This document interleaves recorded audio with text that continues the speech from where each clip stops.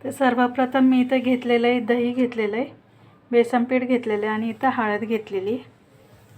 त्यानंतर इथं मिरची घेतलेली, लसूण घेतलं आहे, कोथिंबीर घेतली आणि कढीपत्ता घेतलेला आहे. तर मी इथं तेल तापायला ठेवलं आहे, त्यामध्ये टाकूया आपण कढीपत्ता.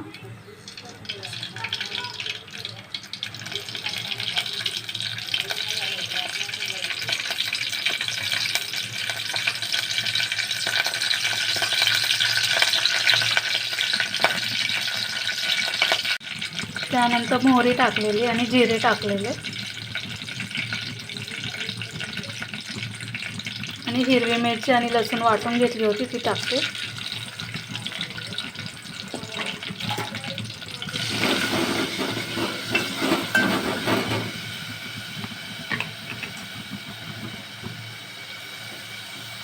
यामध्ये टाकूया थोडं हिंग.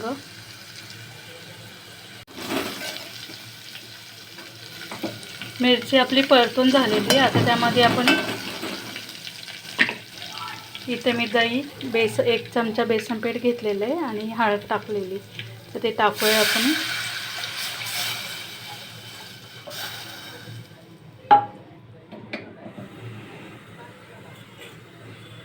यामध्ये बेसन पीठ याच्यासाठी टाकतात की दही थोडं पातळ असतं, बेसन पिठाने थोडं घटसरपणा येतो. कढी ही पातळ चांगली असते, जास्त घट्ट पण नाही ठेवायची. यामध्ये आपल्याला पाणी टाकायचं आहे. तुम्हाला कढी जेवढी पाहिजे त्यानुसार तुम्ही पाणी टाका यामध्ये. आणि बेसनच्या गाठी होऊन नाही द्यायच्या.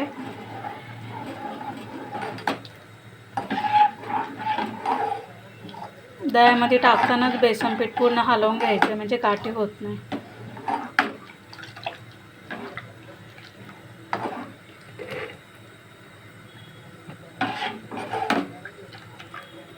यामध्ये टाकूया चवीपुरतं मीठ.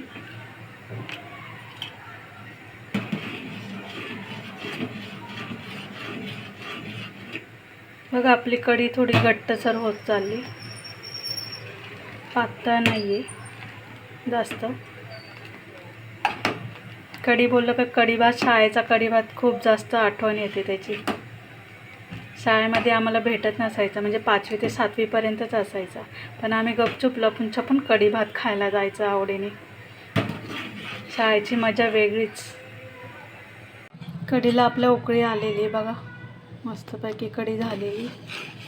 आता वरून टाकूया आपण कोथिंबीर. पातळच ठेवायची, जास्त घट्ट पण नाही करायची.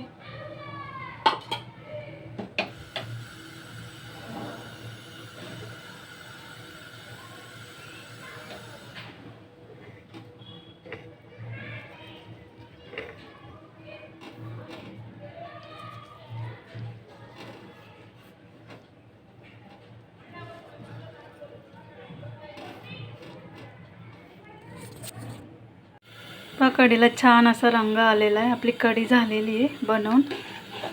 ही सर्वांना आवडणारी कढी, म्हणजे महाराष्ट्रातील असं कोण नसेल की त्याला कढी आवडत नसेल. कढी भात तर अतिउत्तम. बघा मस्त छान अशी कढी बनवून झालेली.